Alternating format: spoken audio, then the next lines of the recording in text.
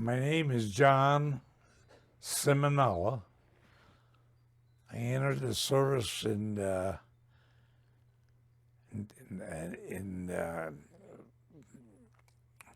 March of 1942. Were you drafted? No, I wasn't drafted. I enlisted for the Air Force. How old were you? Actually, I enlisted for the Navy V5 program. What was that? I was accepted, and I went to St. Louis, Missouri. And I got to St. Louis. President Roosevelt declared no more enlistments for the Navy. And I said, what the heck with you? I'm going to the Air Force. And they accepted me right away. Okay. And where did you go for training? I went for, well, the first stop I had was at Scott Field in Belleville, Illinois. And that was just for, I guess, for examinations and see. Then from there I went to Wright-Patterson Field and outside of Dayton, Ohio.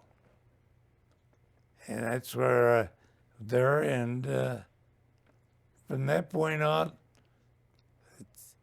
I went through all of the different things, starting out with basics with the Air Force and going all the way through to where I was washed out. Yeah. You were washed out to become a pilot? Yeah. Oh, okay. And what was the reason you were washed out? Eyes. Ah, okay. Yeah, stigmatism and something else. So they're very strict. Sure. And so what did the Army, this was the Army Air Corps, I guess it was. At that time, it was the Army Air Corps. Right. Yeah. And in their infinite wisdom, what did they decide to place you? Where did they decide to place you? Well, I had an IQ of 135, which was pretty high. Oh. And so they put me on a crew that I would, and also trained because I on a bomber crew that and they also had me go to a photography school because we were going to be a lead crew, and was my job to verify our bomb, how we did on the mission with an 8mm cannon. I had to open the back end of the B-24 hatch that we used to get in and out, and lay on my belly and take an 8mm camera, and I'd verify it, the run as we go into the dropping the bombs. Yeah. Wow. So after your training in the States, where did you go to next? After training in the States, from there, we jumped on a plane, and we were going to Labrador on the way to England.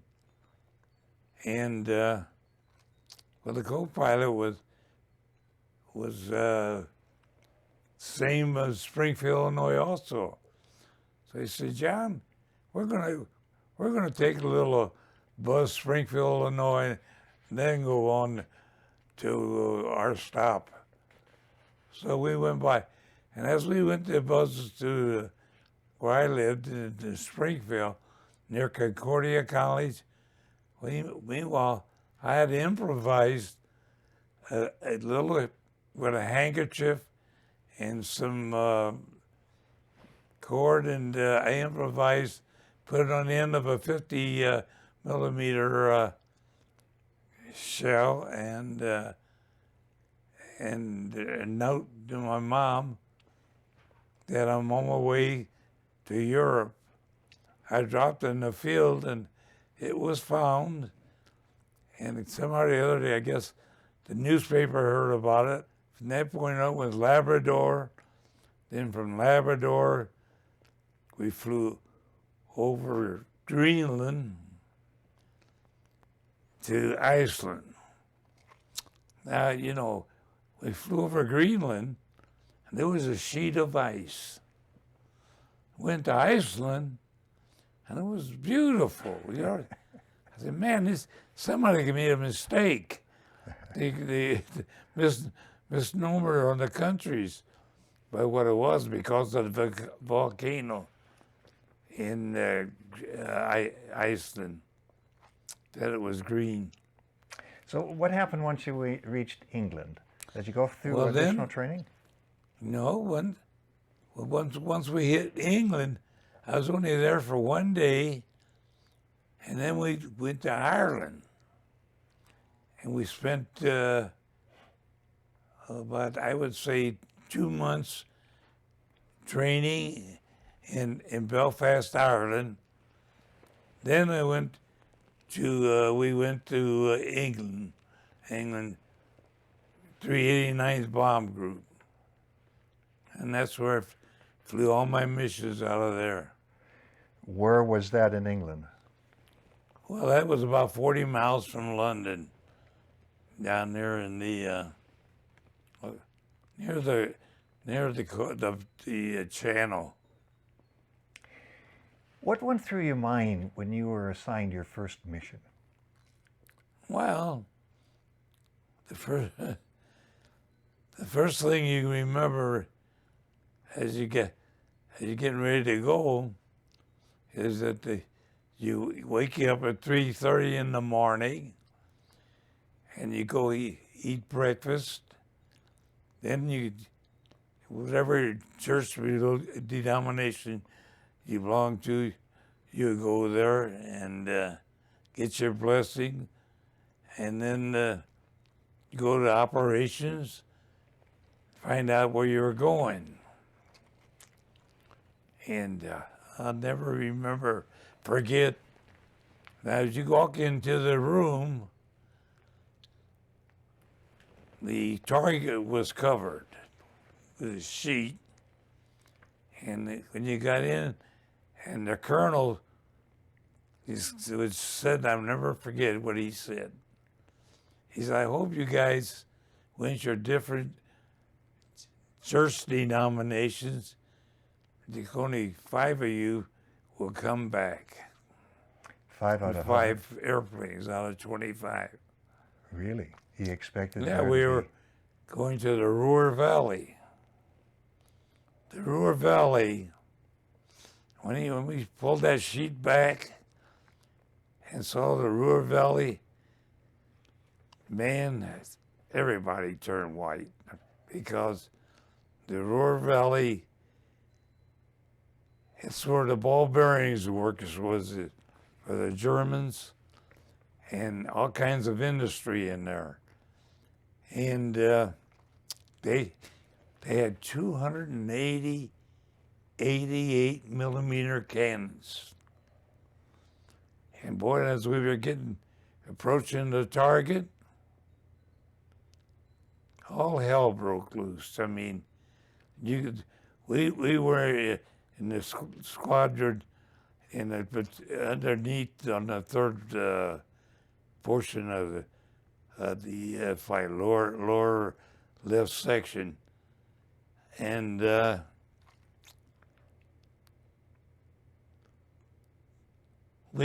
had a kid who happened to be from Cleveland. Clarence Metcalf was his name, and he told me that he was an atheist. And I told him, well, you better get all you can out of this life. I don't think you're going to like the next place. So as we were approaching the target, and we could see the flak was so thick you can get out and walk on it. and you could see planes going down and all hell breaking loose. And he says, "Oh my God."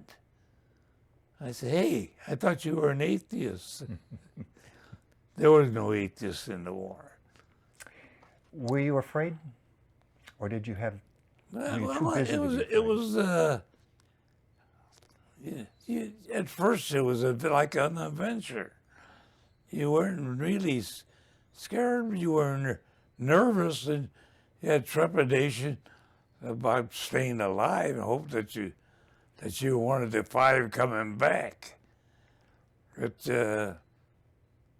yeah, you know, after 10 missions, they would, when I first got over there, and we got in the chow line, and you see guys, and they look like zombies. They had that look, you know. It was scared. And that's why every 10 missions, they would pull you out and send you to Scotland to relax, regain your composure, and you know, and kind of alleviate the fear. But yeah, we were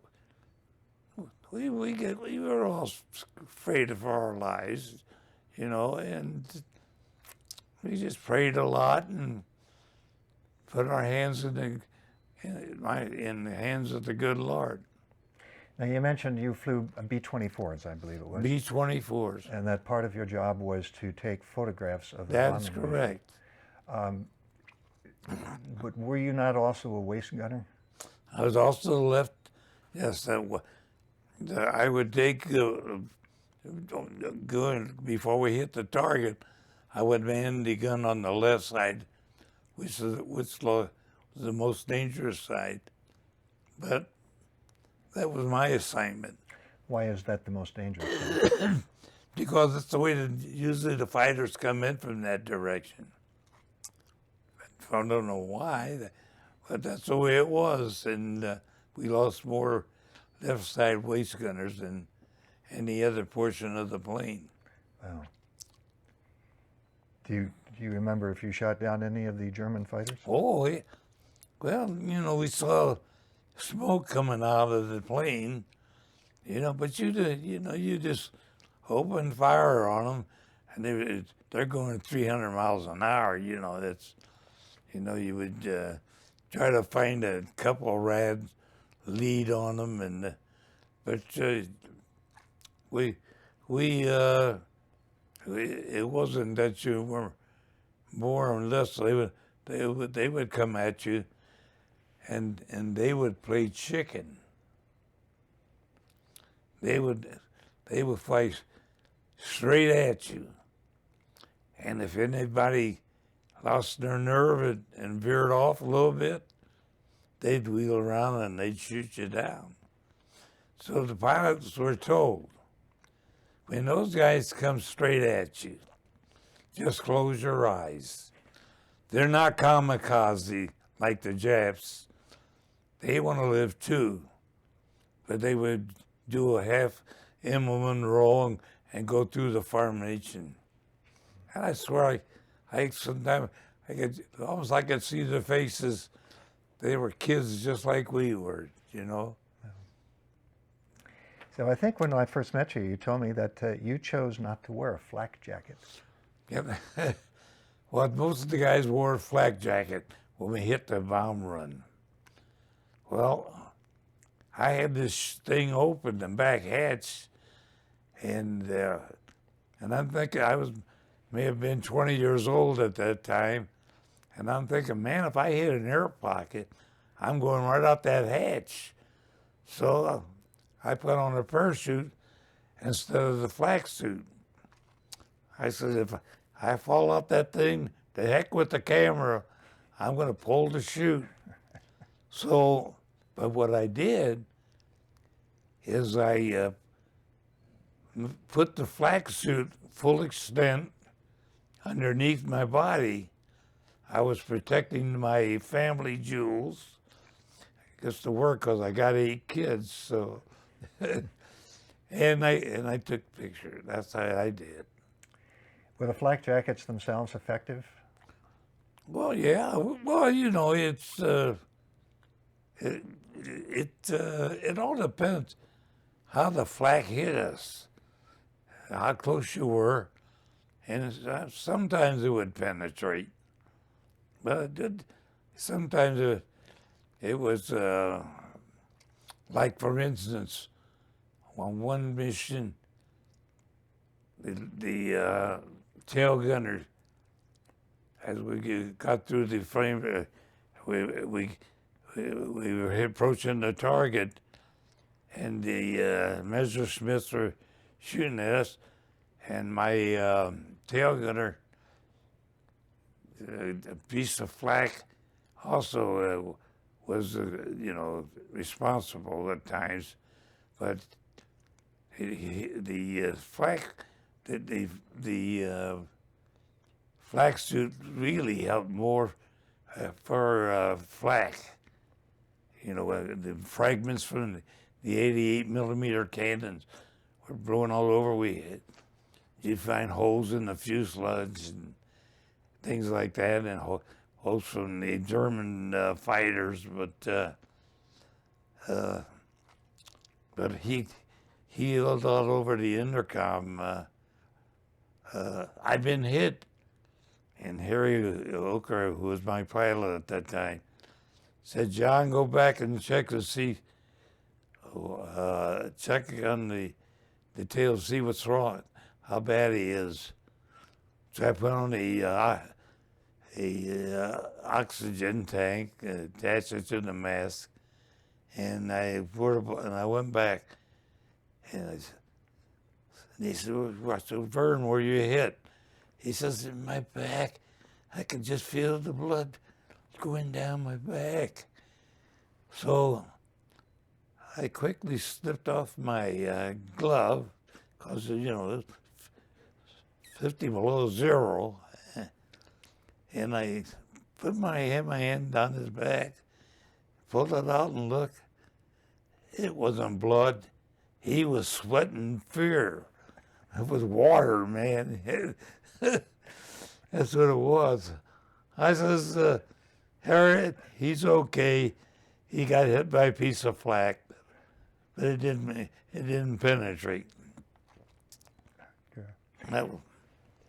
On your first mission, you said there were 25 planes going out, and the colonel said that 5 of them would not come back. Yeah. How many of those planes? We did a little better than what the guy said. I think we lost only 10 on that one. Oh. Yeah, they were fortunate, because they were. The thing about it, on one run, the B-17s, we would be down about 24,000, but the B-17s, because of their wingspan, could get up as high as 31,000. And since they were higher, the Germans figured if they knocked out, they were concentrating a lot on the B-17s, who were accompanying us, and figured if we knock them down, they'll fall down on the B-24s, 2 for the price of 1. Well, so they got most of the flak. So the 88s could actually get up to 31,000 feet. The Germans' anti-aircraft guns, they're 88s. I really don't know how high they got up there, but I know they got that 24,000 feet, I'll tell you that. But after that, I really didn't know, and I didn't care. Did you always fly with the same crew, or did they rotate? Oh, I flew with the beginning crews. My first crew, I flew and trained in Riverside, California, Marchfield. And the last day of my training, I had to take an exam. And a kid from Ravenna, Ohio, took my place. When that plane left the ground, had to be 10 guys on that airplane. and he took my place. And I had this exam.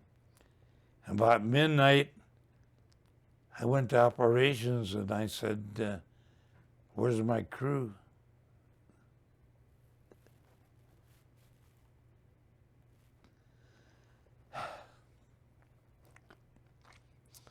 And they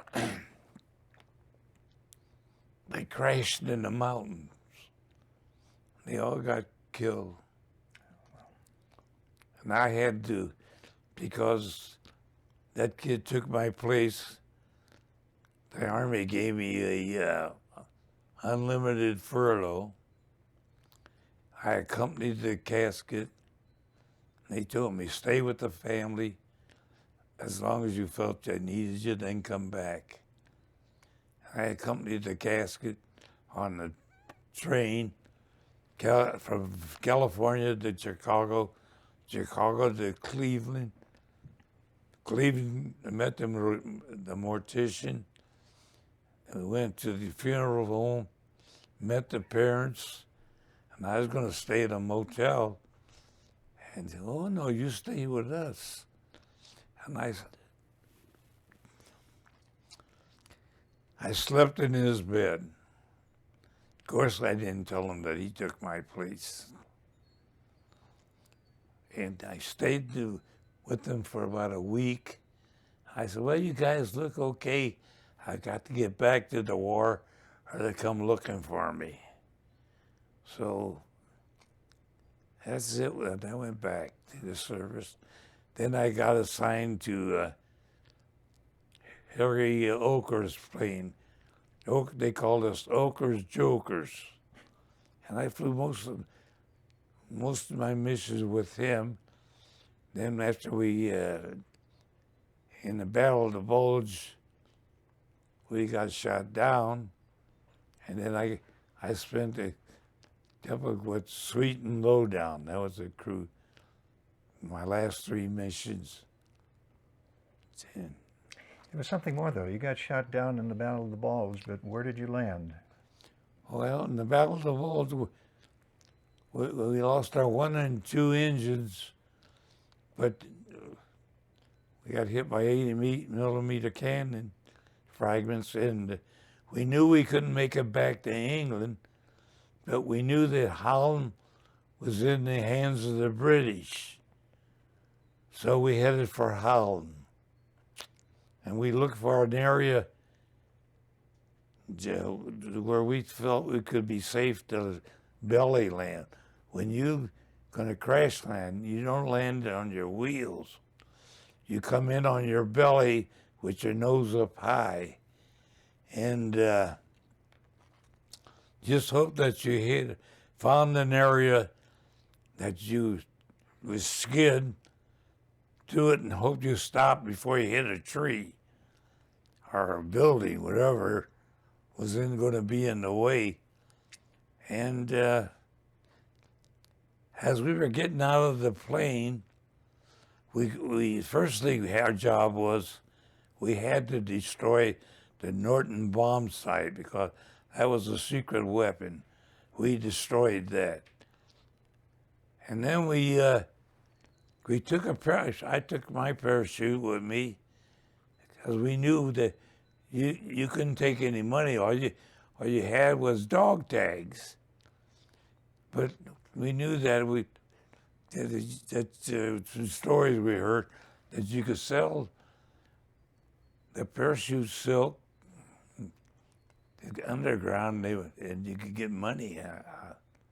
So we took the trip, and as we were getting out of the plane, we saw these trucks heading for us, and we heard these guttural voices. Oh my God, don't tell me the Germans regained Holland. And the universal sign in all the armies in the world, put your hands up, we surrender. Well, it turned out to be liberated underground and liberated troops from the Holland people. and they took us into this village, and we were there, spent the time in a schoolhouse where the British had established some headquarters. And then from there, Amsterdam and Antwerp, they were going to pick us up at Antwerp, but Hitler was dropping V-2 bombs on Antwerp, so they were going to land no planes there. And we went to Brussels, Belgium, and there sold a parachute, got some money, and we were going to buy a souvenir. And the pilot went into this, and I went in there, and we didn't like anything, and we were just about, we were ready to leave, and the woman says, wait a minute. I go, take pieces, I need peace. And the pilot said, what'd she say? I said, I think she said that she's going to take a piss. I said, boy, these people are really forward. I'm only 20 years old at that time, and my face was red, and that may have been 21 then. But anyhow, she comes back with the famous statue of peace. And that statue, the story behind it was this rich man, his son somehow or the other got lost in a forest. And he said, whatever way they find my son, I will make a statue in the middle of Brussels. And if you go in the middle of Brussels, there's a statue of a little boy holding his own, urinating right out. That's the way he found the boys, and that's the way he made the statue. You had mentioned that you, for the most part, flew with one group of individuals, but I believe that you periodically had a different pilot that would take over the plane, and in one case, at least, you flew with a famous individual. Yes, well, the most notable one was Jimmy Stewart. He was a command pilot, and if he was taking over the squadron, we were lead crew. Then Jimmy Stewart was sitting in the pilot's seat, and the pilot would go to the co-pilot's seat, and the co-pilot would become an observer. But yes, Jimmy Stewart was one heck of a guy. He was a full colonel at that time, and he never pulled rank or nothing. I really don't think he just, it didn't matter to him, but it was just, Army. But he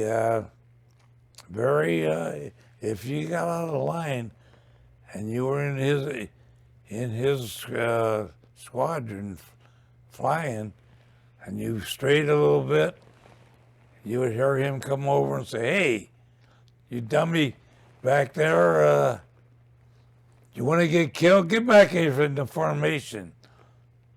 So you would hear that. And one time, we were heading to bomb a target, and we were in the lower.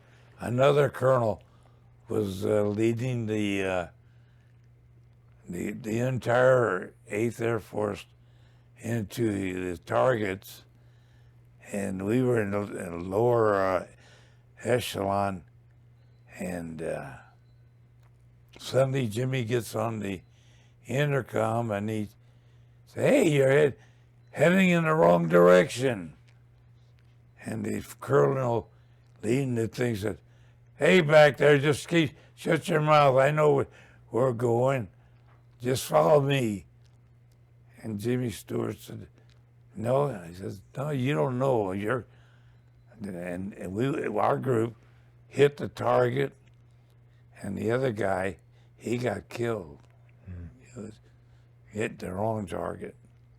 So I remember that story. Yeah. There was a lot of controversy in England, I think, on the Allies and the United States and Britain, about bombing cities and civilians. I know Dresden was terribly hit, and Cologne and Hamburg. Were you involved, sir, in any of those missions? Oh my God, Cologne. That's what anything was. But you know, we were told targets. We were really trying to hit either Hitler's headquarters or industry. We weren't trying to kill people. Really, that wasn't our intention, civilians. But see, now the funny thing about it, that Catholic church there never got hit. And it's still standing. Now they tell me it's still standing. But a story about that, back in Middleburg Heights, there's a German girl who was just growing up, and I told her, I said, and she says, "Yeah, we lived about 20 kilometers from Cologne." I said, "Yeah," I says, like a dummy, I said, "Yeah, I found that place pretty good." And she said, "I know." She says, "My grandmother never forgave you."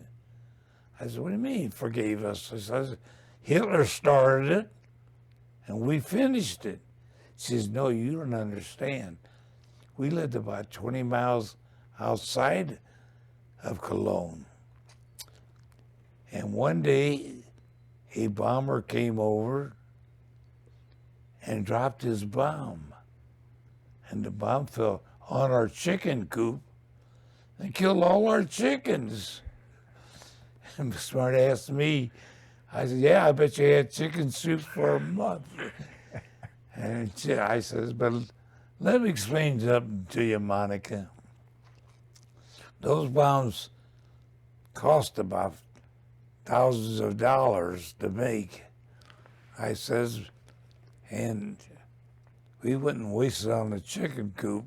But what happened was over the bomb mission, one of them would hang. And I had to get out and walk on the catwalk and release it manually. And what happened, we wouldn't drop it on the city. We would wait till we got over an isolated area. And thinking, well, okay, we'll drop the bomb. Unfortunately, it landed right on her. It might not have been my bomb, but somebody's landed right on. I said, "Heck, if we had to hit it, we probably wouldn't have hit it." But it was just an accident, that's all. So how many total missions did you fly? 30. 30. To what do you attribute the fact that, I mean, you beat the odds. I think the odds were 1 out of 4 people, 1 out of 4 planes would not return. But yet you flew 30 missions. Yes. And returned in all, well, except that one that crash landed. Yeah. Well, hey, it was, you know, you had no selection. When your turn to go, you went. You know what I mean? And grace of God, I guess, wasn't my turn to go, or any of us. And as I say, we had casualties on the plane, lost a radio gunner, and got killed, and lost a right-hand side gunner, he got shot, died in the hospital. And we well, nothing gory. That's one thing about it. We were a very fortunate crew. What was your attitude, maybe then and now, towards the German people themselves? Not so much the soldiers, but the German people. Do I have any? Now, back when you were flying, Yeah. what was your attitude about towards the German people? Oh, you couldn't say nothing, you know, because you just, as we flew toward our targets, you couldn't get on the intercom or nothing, because then they could locate you how high you were. No, but what I'm referring to is that for the men and the women who were not soldiers and the kids, did you have any hatred towards those or any? No, you know, it's we felt really. I think the American. It wasn't like the year in the Pacific area where the Japs were not humanistic at all. They were more like animals. They didn't treat people. We respected them, the soldiers, and they respected us. For the matter of fact, on one flight, we got hit and we were coming back, and of course we had lost the engine, and we couldn't keep going back. We couldn't keep up with the rest of them, and as we were heading toward just about a German Messerschmitt was coming right toward us. Oh man, we were getting ready, and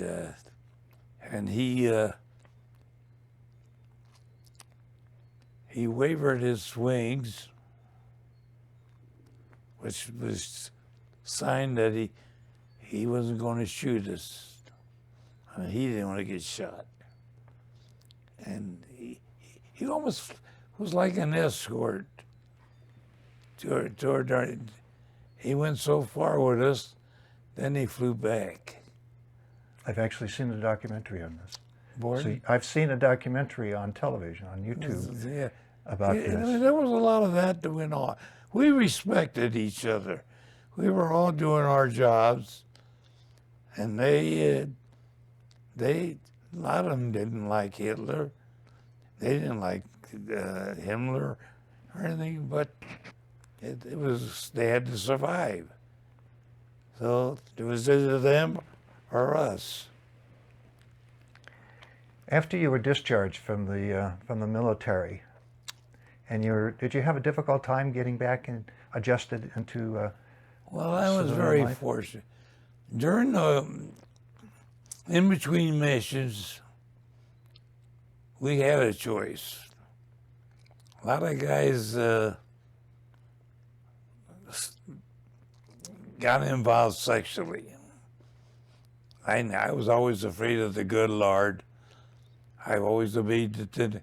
I wasn't a womanizer, but if I wasn't playing cards,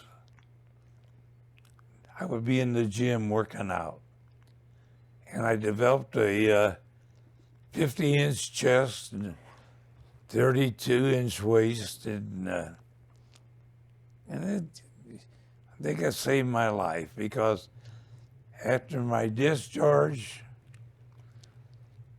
I went to Santa Monica in California for reassignment. And he said, well, it looks like you're going to be flying B-29s. And I'm thinking, man, B-29s, that's the Pacific Ocean, and the Japs. I said, man, they already had 30 chances to kill me. I says, is there anything else? And he said, hey, you got a pretty good build. Did you ever play football? I said, yes, I did. He said, why? He says, the Personnel Distribution Command in Greensboro, North Carolina, are forming a football team. And man, I threw my chest at 50 inches out at him, and I says, Lieutenant, you found a star, and here I am. and I was assigned to play football in Greensboro with the team that was being formed. Ted Shipke was going to be the coach, yeah. And we got assigned, and we where they had the Greensboro Open, that's where we stayed. Right there, and that was, was a resort area. And I remember one time I'm going through the lobby, and this lady stopped me. She says, do you play football with those monsters? I says, yes, ma'am, I do. She says, aren't you afraid they're going to hurt you? I says, no, ma'am. I says, when I hear them coming, I run faster. Yeah, I remember it. But it was, I stayed in there, and we scrimmaged against West Point, and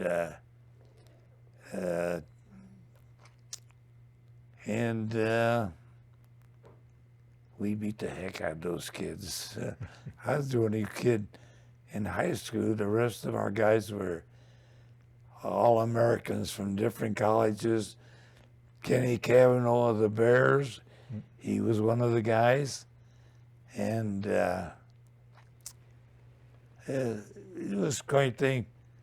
But I had accumulated 98 points.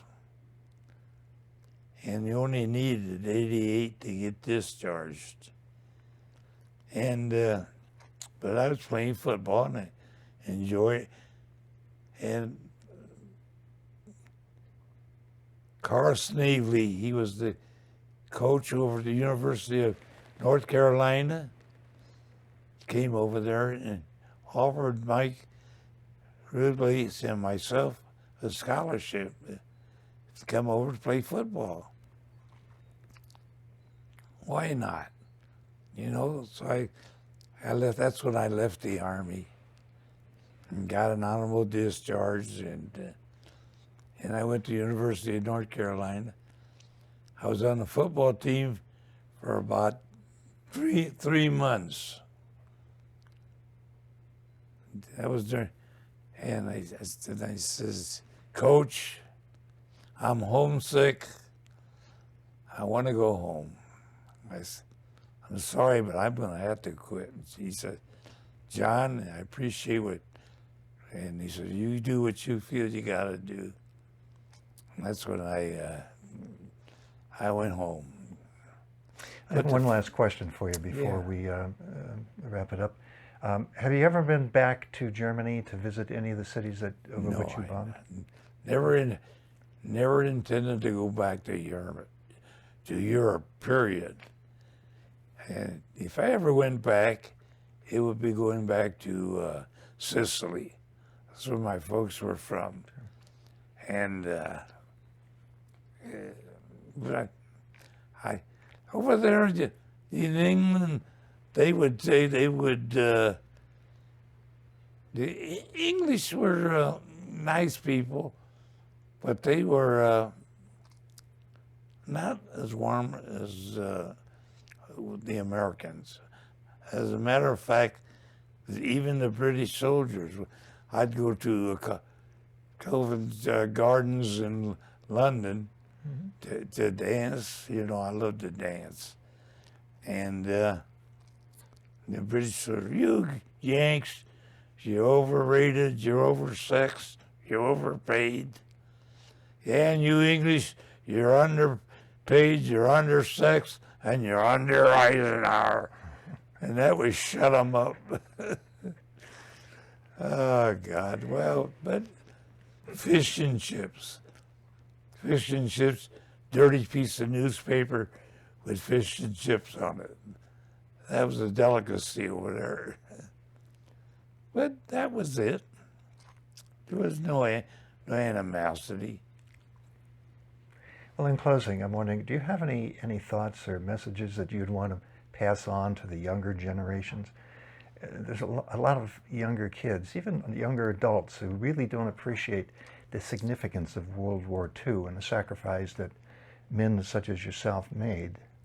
Well, when I think that one of the best things I think I could do is, as it was stated, when I took the honor flight to Washington, they gave me a banner with my name on it and a thing, and it said on this thing, if you can read this, thank a teacher. And if you can read it in English, thank a veteran. I think that pretty well tells the story. They say that my generation, we were salvation of the world. Well, they call me a hero. And I would tell people, no, I was just a patriotic kid, loved my country, did my share, and the heroes were my buddies.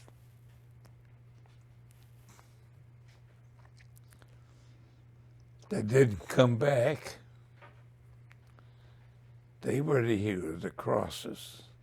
They gave their lives for their country.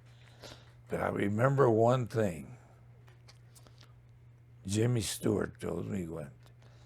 He said, John, always be proud of the 389th Bomb Group. We did our part. And that's what we did. We did our part, and some of us were fortunate enough to come out alive. But always love your country. And I tell you, if you don't love your country, you're free to go any place you want to go. And I looked at that Saudi Arabia guy that killed those Navy guys. That guy looked mean. I don't know. Maybe we have to start looking who we're training and so forth, you know? Okay. All right, sir, I want to thank you so much for your time. It's been an honor speaking with you, and I certainly wish you the very best. Oh, by the way, did you see that thing about the Lucky Bastards Club? You mentioned it, but if you're talking about... I got a thing on the table there. All right, I'll make sure I'll get a photograph of that. And after you flew your 30th bomb mission, as you were coming in, hey guys, we made it. And as you go to headquarters to report about the mission, they would meet you at the door with a shot of booze and this certificate, and this certificate said the Lucky Bastards Club. And it said, you lucky bastards, you survived 30 missions delivering goodwill to Hitler, and you're still living. You are now a certified member of the 8th Air Force Lucky Bastards Club, signed by Elliot Roosevelt, the president's son. So that's one of our few memorabilia that I remember. And with that, that's what I am.